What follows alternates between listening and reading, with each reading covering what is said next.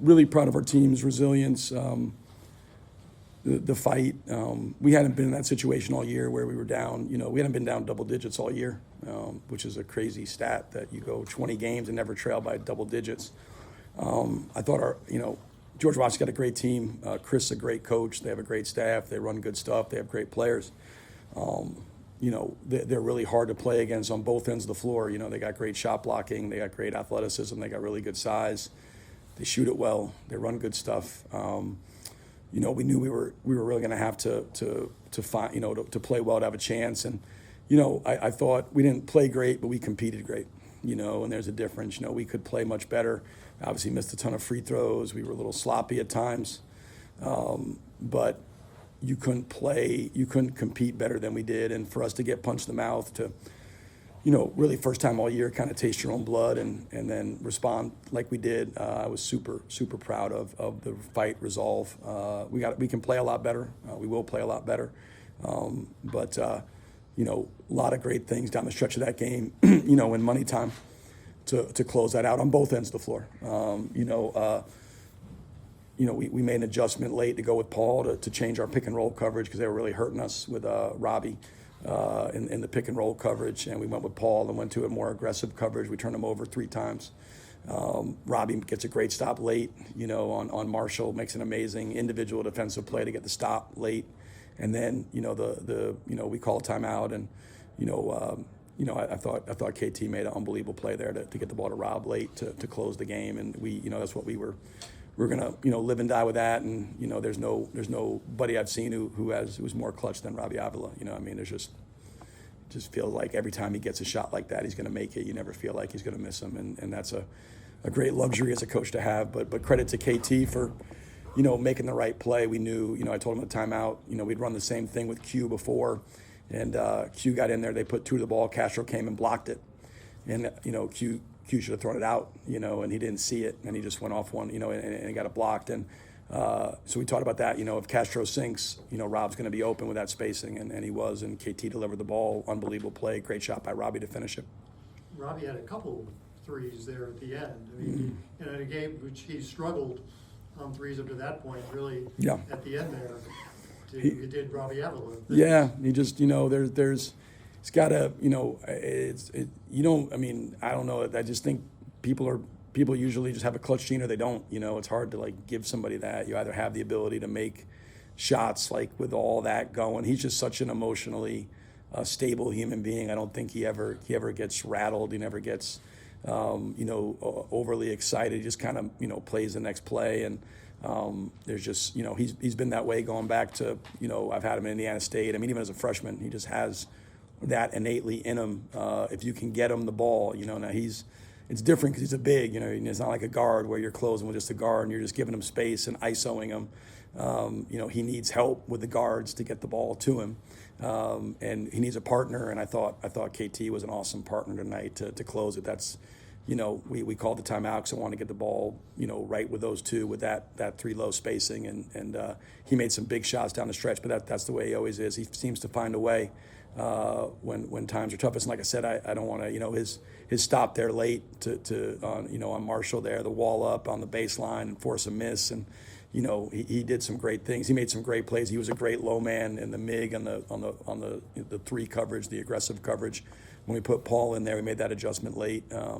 He was awesome in those defensive segments as well. He was really, really good the last 5 minutes. He's to me, Castro's awesome, but I think, there's no player in the league I'd rather have than Robbie for a lot of reasons, but his ability to close games is second to none. It was a tough night to not have Brady with all the fouls. Yeah. You handled the foul trouble well, as you talked about in the past, but just how difficult did the way they called it make it, and just in terms of trying to get a flow with your offense? Yeah, it was hard. We were in severe foul trouble. I was really worried. We were going to be. I told Cam Hudson to be ready because I thought we'd have to get to that.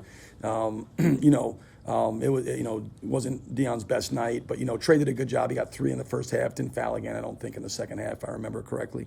But yeah, not having Brady was a big deal because he's another guy that's 6'8", and he can obviously his shooting and his ball handling, driving closeouts, and just the depth it provides us to be able to not have to play guys with. I think we finished the first half with multiple guys with 3 fouls, and Amari just got him almost in quick. He wasn't. He was one of the few guys not in foul trouble, and he's the one that fouled out. So, but I thought we, you're just, with those situations, you're just kind of going on instinct. You're trying to play, and I thought Amari did a good job. He just got a tough foul there at the end. They said he hit him on the drive, and so, but ultimately, you're managing that. It's just part of the game. You have to process it. I thought actually today, the fouls were, I don't know what they were, but they're 21 each. So probably the first time in all conference that they've been even. So for me that's a whale of an officiated game. For you shot more free throws. Yeah, we shot. I mean, that's also a first. So we shot more free throws, and they were the same amount of fouls. So I'm not gonna complain about it. But it was without Brady and just being in such severe foul trouble was obviously a lot to manage. But I thought the guys did a good job of not losing their aggressiveness defensively and playing with foul. Because if you're not going to guard, then you're just not going to play. So I thought we played aggressively with foul trouble. Hey Josh, you might have mentioned this last couple of days. I didn't hear it. When did you know this was a ranked? Not literally. When did you realize? When Stu told me. No, yeah. When did you realize you had a ranked team on your hands? That good of a team? Gosh, I don't know. I knew we had a lot of talent in June and July.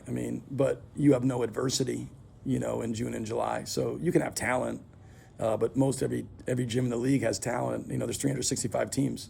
So most of them have good talent. So what you don't know until you're in situations with people is like the stuff like we're seeing now, like would guys sacrifice and invest in team and commit to team, right? And allow us to play 9 guys, because that's great as a coach to have that idea. But if the players say like, hey, no, I'm not giving up. I'm not playing, 25 minutes, or I'm not playing 18 minutes. I'm going to play more. I'm not going to, prioritize winning. If guys, if they're not resilient, if they don't work the way they need to do on a daily basis, if they don't come in and stack days, if guys won't invest and commit to team and prioritize winning and over stats, those are things you can't know. And so like we've kind of gone on this journey together, and like tonight was a box we had in check to me. Like to be a great team, to be a championship team, there's box you have to check. Like going into VCU and playing a great team in a hostile environment, like we checked that box. So that, like that gives you confidence you can do it, right? Like you can go into St. Bonaventure, which is crazy, and win a game because you feel like you have the confidence.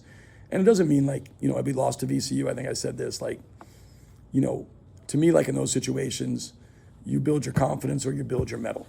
And if you come up short, like that happens some, but that's how you build resilience. That's how you steel your mettle. That's how you strengthen yourself as a team.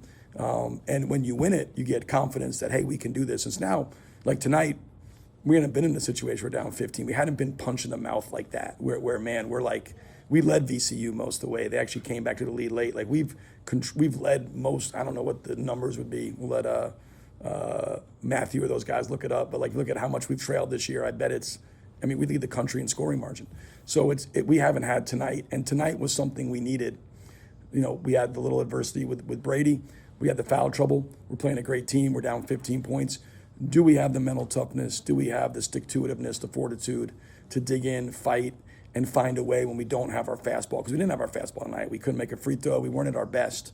We didn't play great. We competed great. And sometimes, you can compete well and you find a way through the competition. And we did. And that gives us confidence now that the next time we're in that situation, hopefully not for a long time, but that we know now you have confidence you can do it again, right? And that's the way this works. And so there's these hurdles you got to clear to become a great team.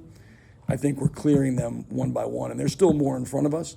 But can you handle success and keep getting better, right? Like we've won 14 in a row, so it's we're nationally ranked. All these things. Can you take other teams' best shot, and now and handle that? Because like I told them, we'll have to raise the level because we're going to get everybody's best. Well, that's great for us because that's how you improve. That accelerates our improvement as a team because we know we got to raise our level. We're going to get everybody's best. So that makes you got to raise your level to meet everybody's best, which helps you grow and improve as a team. What's wrong with Brady, by the way? Huh? What's wrong with Brady? He was just sick, so he wasn't feeling good for the St. Bonaventure game, honestly. We thought he had turned the corner. We were off. We came back. he practiced. He was fine yesterday. He woke up this morning, felt terrible. We just didn't know for sure if he was gonna have a 180, but it's just a sickness, and obviously. No one's asked about Jaden, but he was also sick. That's a big loss. That was the other team. There was less heckling on our sidelines than normal. So, with him out, so. What was it about Kellen's game tonight that gave you the confidence to put the ball in his hands and let him make that decision at the end? He made some great plays in that flat pick and roll with Robbie. They were putting Castro on him. And backing him up, and then the last play they didn't put Castro on him, they put Castro on Robbie. But, you give Kellen a head of steam. I thought he made some great plays for himself. He got a throwback 3 for Rob. And then he got one where, it was an underrated play, but, he drove it, they all helped, and he kind of flipped it back to Robbie. Rob was wide open, he missed it. But it was a great play. Kellen, I think in those late game scenarios, you need somebody that understands that we're putting you in spacing, but that doesn't mean that you have to take the shot. Like, he could have taken that shot, right? And probably Castro would have blocked it because he was down there, and the game would have gone to overtime. Everybody would have gone, tough break. But, he comes in, he drives, plays off 2, doesn't force it. He could have elevated over, tried to shoot it. If Castro didn't sink, I think he would have, shot it and made it. But Castro sinks, they flood the paint. He has poise, plays off 2 feet, and makes the right read. And you saw it with Swope and Robbie some last year, Conwell and Robbie. We were at, the ability for guys to understand, what the right play is and to make it. I just think KT, he's shown that ability all year long to kind of make those plays, and made a huge one against Santa Clara where he, gets off cues, flip and drives it, lays it in. Tonight, he closed the game with that, and that was just absolutely fantastic. In terms of the not forcing it in that situation, because so many guys want to force it and make sure that they get the shot off, and so you need somebody with that disposition. KT, that was a monster play, and it gives me confidence in him in those situations. And now as we get to them, that was I thought a unbelievably intelligent, unselfish play, because the defense told him what to do. He did what the defense told him to do, and we generated a wide. And if we missed that shot, you're living with that, because that was the right play. Josh, that timeout you took late, what goes into deciding whether you let that play Yeah. or you take the timeout? Because it's always, 50-50 call there. It is. It's a tough one. I looked as they were coming up, I didn't see that we had any kind of advantage. We weren't I didn't think we were there was not a lot of pace. They missed a short shot. We got the rebound. I saw the defense was set. To me, at that point, I wanted to make sure that we got the ball, to KT, Robbie, and we call it flat, but 3 low spacing. Everybody flat in the baseline. And then we talked about, gave me a chance to talk about, Castro. And, if Castro was on Rob, to drive that, but understanding that they're flooding the paint on those, and be ready to, obviously elevate and shoot it. We wanted to go at 7 seconds. So everything, it gave me a chance. If I thought we had some sort of advantage, or we were pushing and there may be a chance to, like the Santa Clara play that KT scored on, I was literally calling timeout as KT drove it and flipped it, or Q drove it and flipped it to KT, who, kind of cut off that and got a layup to win the game. So, you try to kind of see the floor, see what it looks like, and then you make the decision. But once I see the defense was set, it was timeout, and then try to get the ball in those 2 guys' hands. Q makes only 2 of 12, but that 3 at the end of the first half, looms large, I would think. Well, it was a momentum boost. We were getting our ass kicked the whole first half. So he banks a 35-footer in, 40-footer in, and we went to half down 10, and I know it doesn't sound like that big a deal, but down 10 versus down 13 sounds a lot different. In the locker room, we're talking about we got completely outplayed and we're only down 10.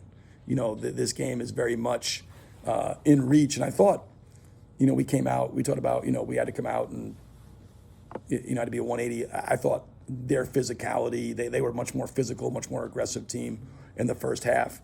They kicked our butts on the boards. We found ourselves on the perimeter, not penetrating the defense, and think we were downhill at all. I thought they were very downhill. there was plays they were driving and knocking us back at the rim. I mean, like they did it a couple times. Rob-ish, they just bodied us and laid the ball in, and they were the much more aggressive team. So, we thought, and I thought Amari set a great tone first play, second half. He steals the ball from Castro. And we hit a little run there to start the second half. That run got us going.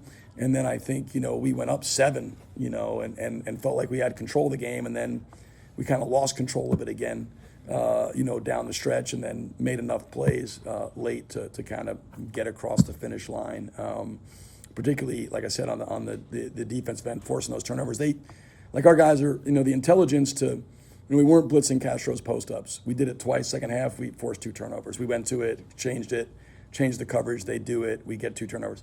We weren't in that aggressive coverage. They were killing us in the ball screens with Robbie, because Robbie has to be backed up because, Castro's so fast. Robbie is not as fast. I'll be nice. So Robbie has to be back so Castro can't get behind him for lobs. And so that's when we went back with Paul. We changed the coverage, went to an aggressive coverage. We forced 3 turnovers, and that'll go underrated for Paul because he had 2 points, but that was terrific.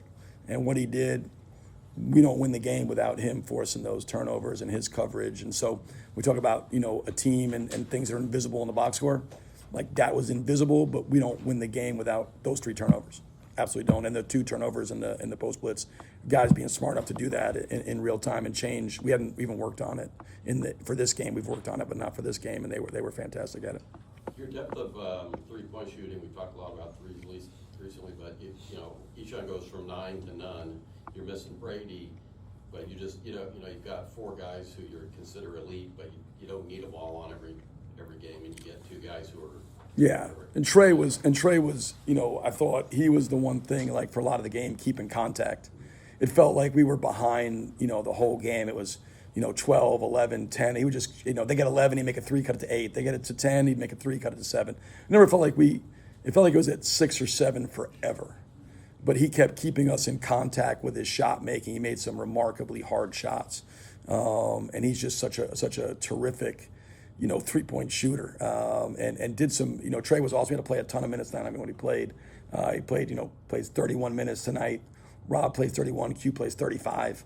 That's part of, like, Brady being out, and then just the severe foul trouble that we had. We had to play guys more minutes than, what we like. But Trey kept us in contact. And then, one thing I think that, I don't want to fall under the radar is, I thought our fans were, like, preemptively great. Like, we weren't ahead. It wasn't like some sort of great run, and they, like, you could feel the energy just came, inside the building, and they just did an unbelievable job of, like, putting the wind at our back in that segment and really giving us energy. You could feel it, when it got to be like 63-57 and we're down 6, and they just were willing us, and we don't win the game without, what they did. I don't want that to, not be recognized, because they were absolutely, our fans were fantastic, and so appreciative that they were out and they were loud. And again, we don't get across the finish line.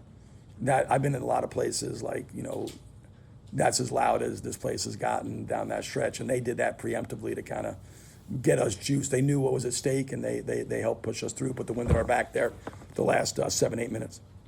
Is this the first game you wore a suit jacket? Yeah, this was coaches versus cancer. So the guys, the staff was debating on wearing a suit. Then they all thought that they weren't sure about. They were kind of debating on. It was like a split.